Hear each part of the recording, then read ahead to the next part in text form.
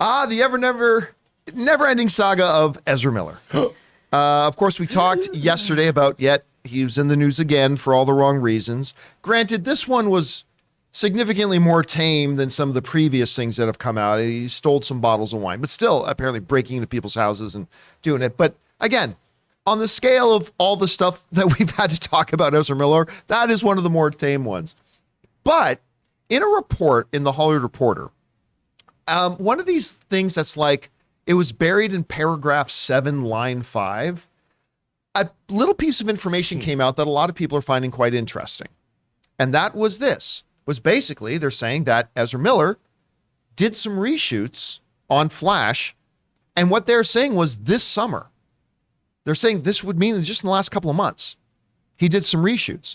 Now, this is what it said in the Hollywood Reporter. It said this: work has kept up on the Flash, which has been testing well. Miller, which is, of course, what we've all been hearing. It's been testing well. Miller participated in regularly scheduled additional photography over the summer, apparently without incident, before being charged with burglary, their third arrest this year on August 7th in Vermont. Still, neither DC nor Zaslav has indicated that the film will move from its June 2023 release date, though insiders say that the studio is evaluating all options. This comes to us from the Hollywood Reporter.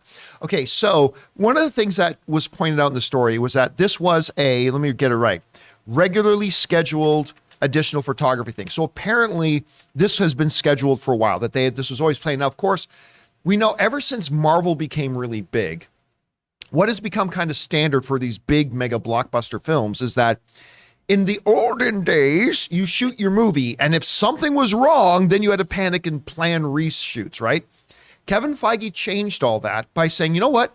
We're just going to schedule reshoots before we even start shooting the movie, because we know we're going to have better ideas or something's going to come up or whatever. So they started doing that, and then a lot of other studios started following suit with their bigger blockbuster films. So according to this report, it was a regularly scheduled additional photography that they had to do some pickup shots on.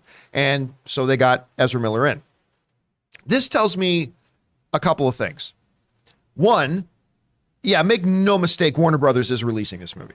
Yeah. Like, if there was ever any doubt, even with Warner Brothers themselves saying, we are releasing this movie, if that was left any doubt, the fact that they continued on and they did go ahead with their pickup shooting, that should put any doubt of that to rest. This movie is going to get released in theaters. Now, Chris is dubious about this.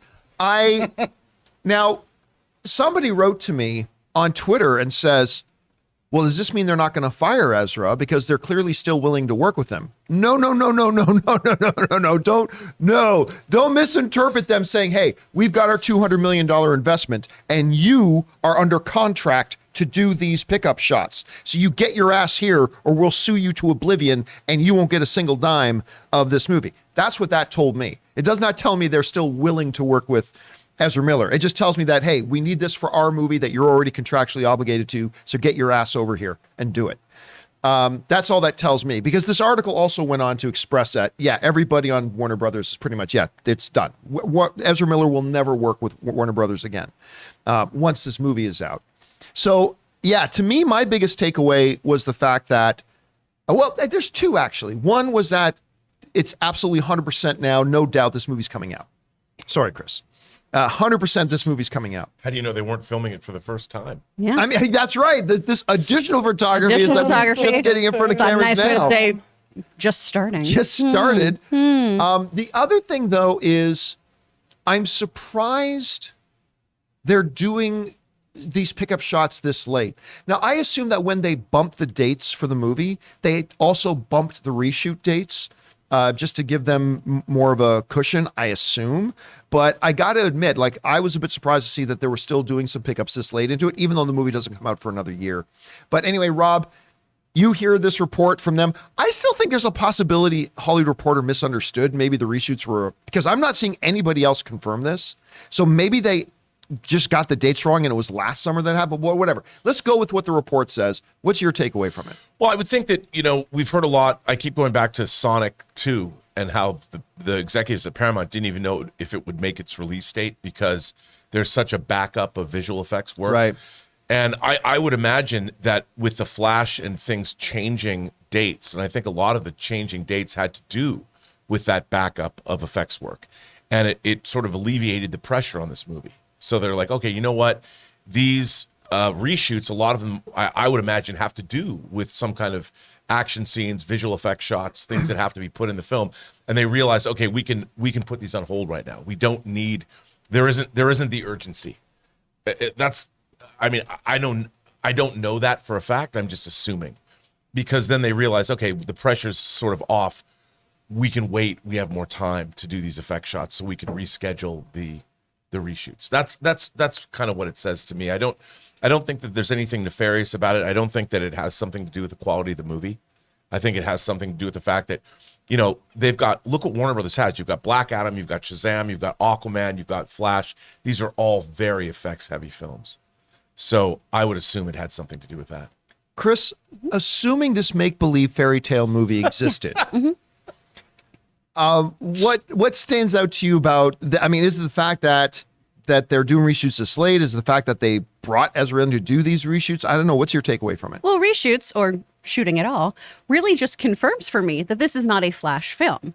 I do not think he is going to be the focus. I don't think this is a Barry Allen story. I think Barry Allen's part of it, but I think they're going to shift the focus to a different character. And it would be wise to do that because we've got to rework who's playing the Flash and everything, right? I don't think we're going to have the Flash front and center in this. I think they're a catalyst towards things that are happening. And the reshoots make me just firmly believe we are getting Batman Flashpoint. By the way, I believe there's a very strong chance that this movie gets relabeled to Batman Flashpoint. There's a huge possibility of me do. eating crow. Yeah. I stand by this, but I love that I think it's fake. But I do too.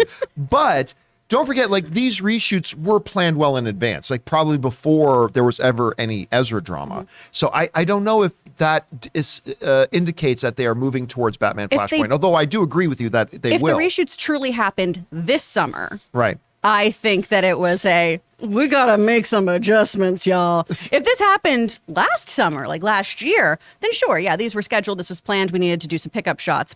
But I think this is also a little bit of housekeeping. Might be. Might be. Anyway, guys, question is for you. What do you think about this? Do you think any additional reshoots at this point could be the fact that they need to start steering everything away from Ezra Miller? I don't know. What do you guys think? Jump down into the comment section below and leave your thoughts there.